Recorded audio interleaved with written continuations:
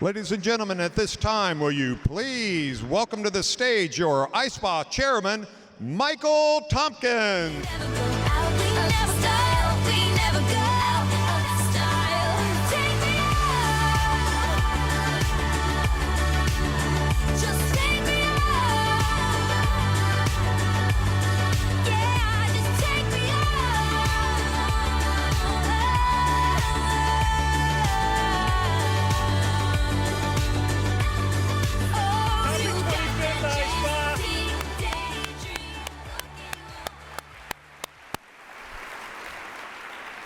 What a wonderful way to start our first day here together. Thank you, Mike, for joining us today. That was an amazing guitar performance, even from backstage. Happy anniversary. Thank you for such a warm welcome and for contributing to ISPA's rich 25-year history. The opening video was the perfect way to celebrate how far we've come. In 1990, a group of spa professionals from all over the world came together for a spa symposium at the New Age Health Spa in Neversink, New York. And little did this group know, they were forming the framework for ISPA. The first ISPA conference came just 1 year later at Turnberry Isle Resort and Club in Aventura, Florida, with 150 attendees from 10 different countries. The inaugural conference was so intimate that attendees were able to hold hands in one circle. 25 years later, ISPA is recognized as the most recognized voice in the spa industry. ISPA continues to advance spa by providing invaluable education and networking opportunities, promoting the value of the spa experience, and speaking as the authoritative voice to foster professionalism and growth. Many of ISPA's founding members are here in this room today. We're so grateful for this group's vision and dedication to building our community for spa across the globe. Thank you to those individuals.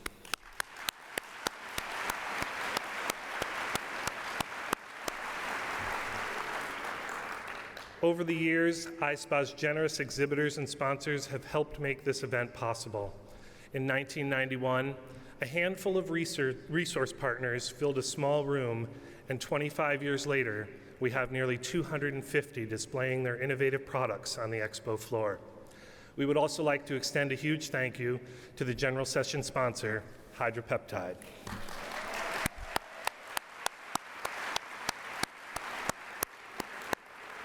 We're so grateful for their continued partnership and support.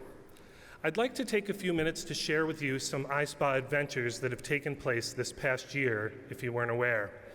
Paul Heslop from Salt of the Earth challenged the ISPA industry to bring planking back. As I traveled the world this year as your ISPA chairman, I took Paul's challenge and attempted to plank at every single place I visited.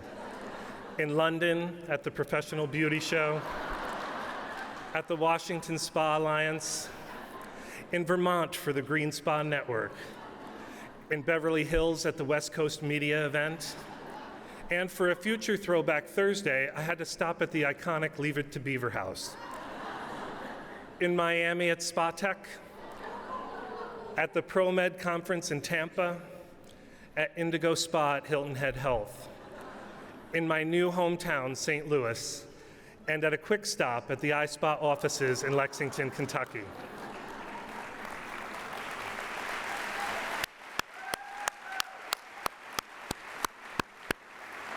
And we are in good company. Here are a few others that spend their days planking. I also made sure to get a few pictures standing on my feet, like this one with the West Coast ISPA media event sponsors promoting the Global Wellness Day. And this one, yes. And this one with some of the ISPA board members completing the climb with no barriers. Talk about an exhilarating experience. For someone who walks every day, it was difficult enough. But I stood humbly next to remarkable individuals who completed this climb with varying degrees of physical challenges. This was truly a life-changing experience. You have the opportunity to participate in next year's event with no barriers, as they've donated to the ISPA Foundation auction. You can win a climb with Eric Weinmeier, pictured here. the only blind person to scale the 7 summits. And lastly, I'm honored to share this picture taken just a few weeks ago in Chamonix, France. I am with Jose Maria Figueres, former president of Costa Rica, and I'm happy to report that ISPA has entered into a partnership with ProMed. This organization is responsible for promoting global medical tourism. As a 25-year tradition, ISPA remains committed to growing our association internationally. We are pleased to be joined by individuals from 42 countries this week. If you are part of any international groups that ISPA needs to be working with, please reach out to us, because as the spa industry grows and evolves, ISPA never goes out of style. Speaking of growing and evolving, you may have noticed some of your ISPA benefits have evolved lately. I hope you like the makeover we gave the ISPA website and the new ISPA logo. As a result of your feedback, you will soon have a new job bank. Hopefully, this resource will make it easier for applicants to find your job openings. We will also be launching a new member directory, giving you one more way to stay connected with your fellow members. Another opportunity to stay connected with ISPA throughout the year is by volunteering for a task force. This is a great way to get involved and share some of your expertise. This year, our focus group task force was thrown a variety of different topics to discuss and provide feedback on. Our membership task force looked at member benefits and organized activities for first-time conference attendees. Our exhibitor task force played a significant role in the updates and changes that were implemented to this year's Expo. And the speaker task force was responsible for interviewing, selecting, and coaching our professional development session speakers. As you attend these sessions throughout the week, if you feel moved to present a topic next year, please apply to be a professional development speaker. We would like to extend a huge thank you to everyone who served on a task force this year.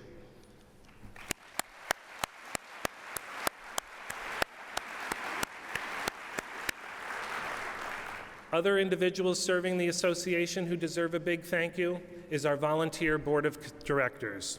The compensation is second to none.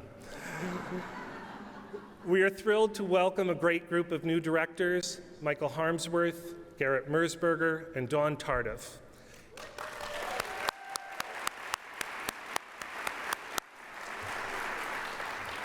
In addition, I look forward to continuing to serve as chairman, along with Todd Shaw as vice chairman and Laura Parsons as secretary-treasurer.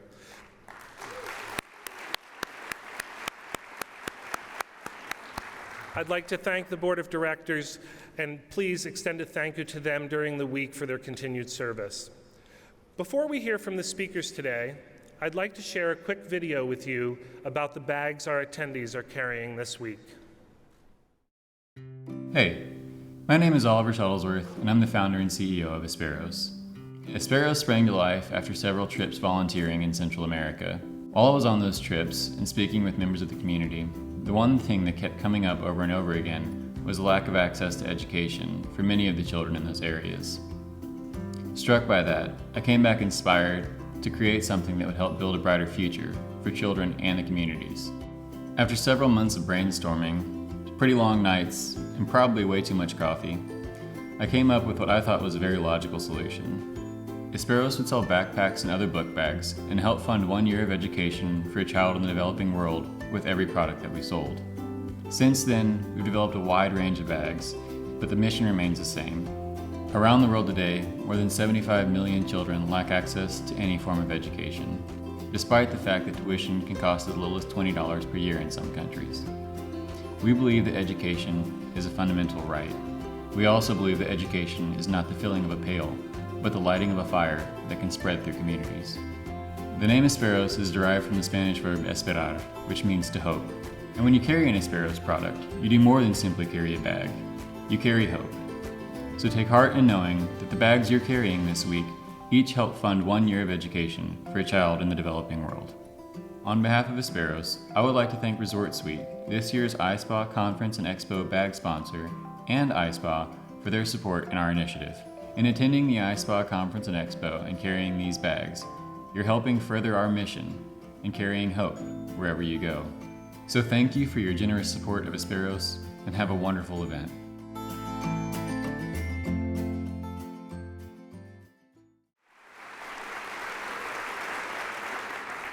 On behalf of the ISPA Board of Directors, we are honored to support this organization and make such an impact on our world. We're providing a year of education for 2,500 children. Thank you to Frank.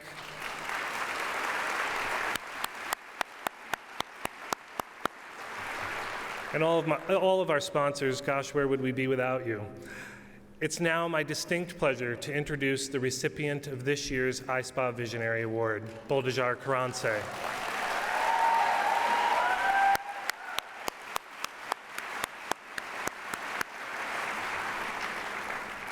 The ISPA Visionary Award is presented each year to someone in the spa industry who has made significant contributions to both the definition and positive movement of the health and wellness industries over the lifetime of their career. Boldajar has made a lasting impact on this industry. From his uniquely talented skills as an esthetician to his well-known Eminence brand and exuberant personality, he's very deserving of this award. I also wanted to mention that his parents have flown in from Hungary to be here with Boldajar and his brother Attila. Thank you for being here.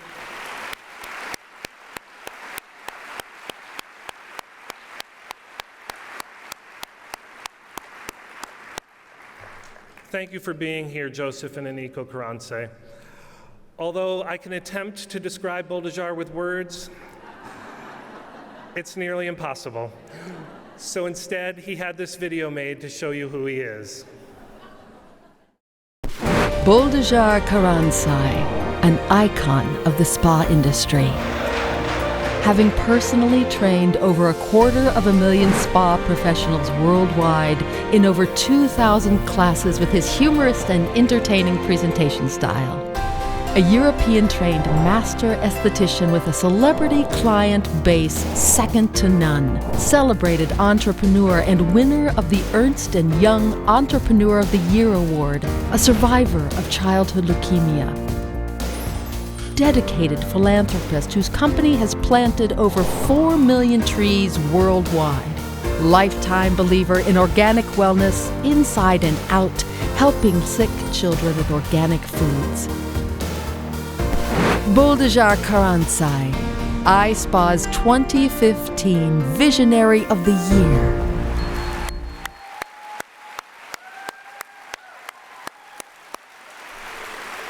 Please join me in welcoming the 2015 ISPA Visionary Award recipient and my friend, Boldajar Karanse.